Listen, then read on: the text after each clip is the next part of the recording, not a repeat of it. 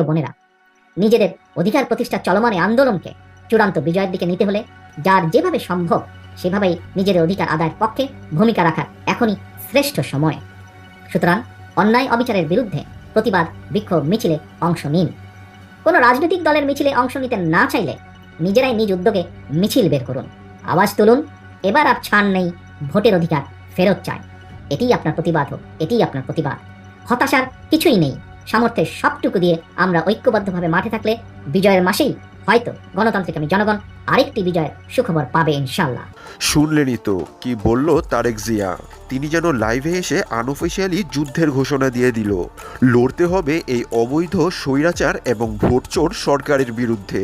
যার কাছে যা রয়েছে তা নিয়েই নামতে হবে।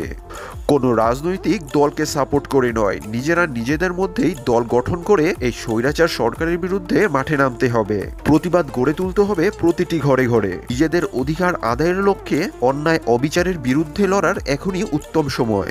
সুতরাং নিজেদের অধিকার আদায়ের লক্ষ্যে অন্যায় অবিচারের বিরুদ্ধে প্রতিটি বিক্ষোভ মিছিলে অংশ নিতে হবে। অনেক হয়েছে, আর জুলুম সহ্য করা যাবে না। নিজেদের ভোটের অধিকার এবার লড়াই করেই ছিনিয়ে আনতে হবে। গণপ্রজাতান্ত্রিক দেশে থেকে একনায়কতান্ত্রিক জুলুম আর মানা যায় না।